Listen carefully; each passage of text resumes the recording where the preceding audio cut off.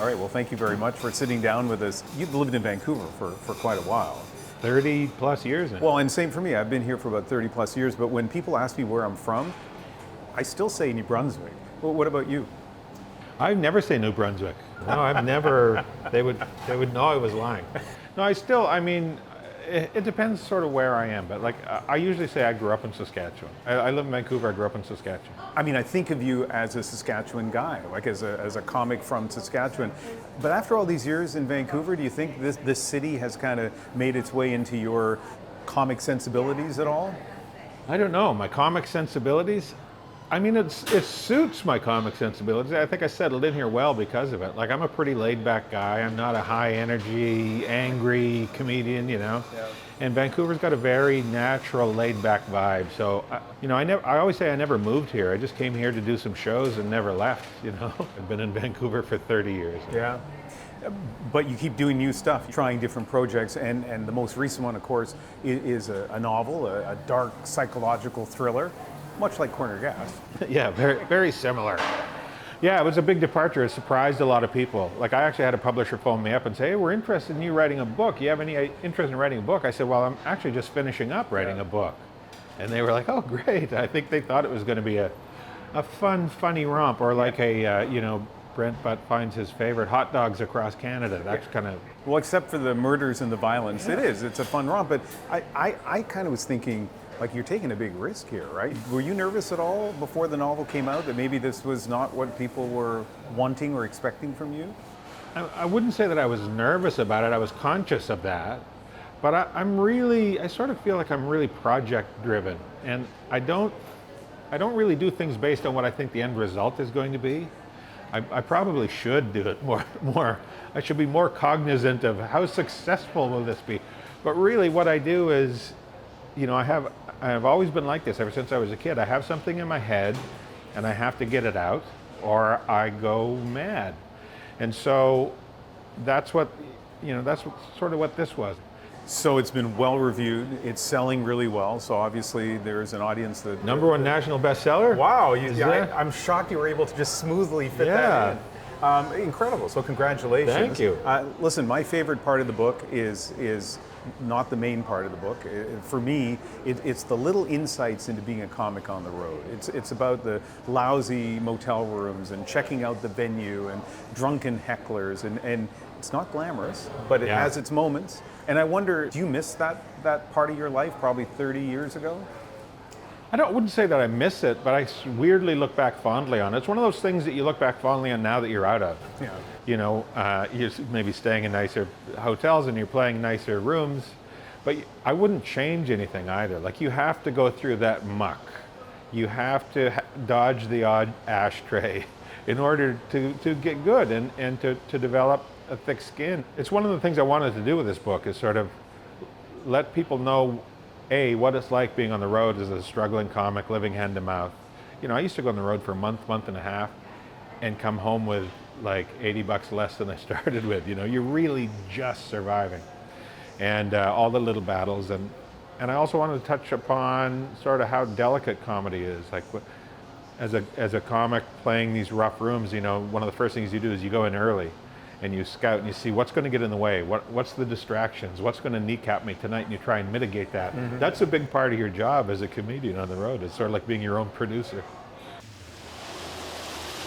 I have a big head, can you tell? That's a big noodle on me, huh? Big skull. Does it show up under the lights? I'm concerned, actually. My head is 27 inches around. I think that's too big, isn't it, for a head? In fact, your head's too big if you've ever felt the need to measure it, probably. I think,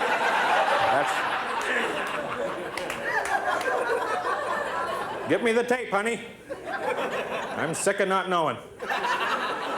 Society's a lot different than it was in your early days, 25, 30 years ago. We're so polarized as a society. There is cancel culture. Do you worry about new comics now, or do you envy that they're at the beginning of their road? No, neither of those things. I don't really worry about them. I think the business always has a way of sort of culling itself, gleaning itself. And the people who are in it for the right reasons tend to thrive or at least survive. And the people who are in for the wrong reasons tend to sort of knuckle under and fall by the wayside. Yeah. And that's one of the things I think where we're at in comedy, what I see in this country especially, we have a real surge of funny, young, real original thinkers. I love watching young comics now, and there's so many people that are in it for the right reasons, because the notion of you getting rich doing Canadian stand-up comedy is pretty slim. So people they're getting into it for the right reasons, for the craft, for the art of it, and it really shows. Like when I watch young comedians now, I'm blown away how original they are.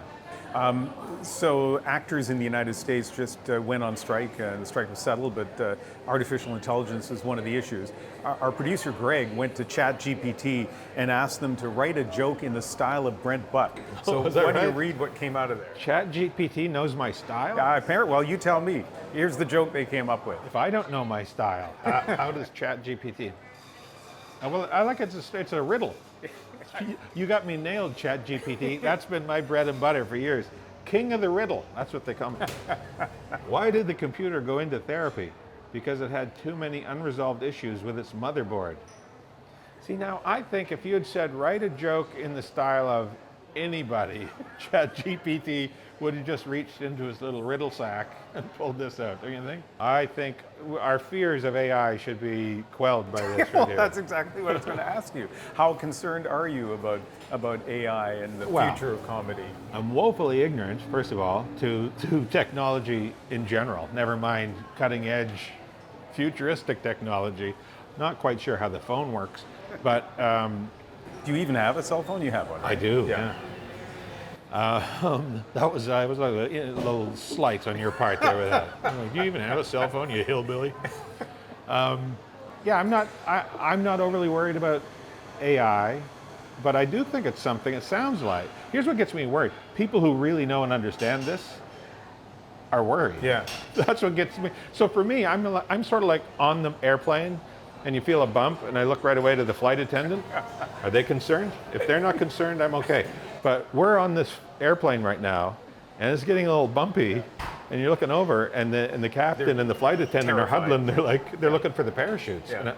So to that degree, that's what worries me a little bit. People who seem to know about this stuff are like, let's put the brakes on this a little, because there is a tipping point, the singularity, right?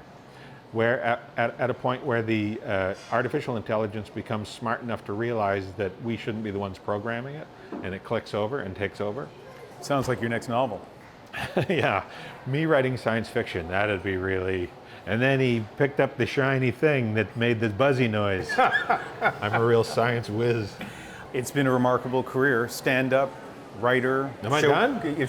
Well, no. Anyway, I just want to say... Is this where I get yanked out of show business? Well, no, you'd be yanked out of the interview. Anyway, and now like a best-selling author. It's fantastic. So even though you messed up my extra here, nice talking to you. That's me. That's my rep right there. Good talking to you.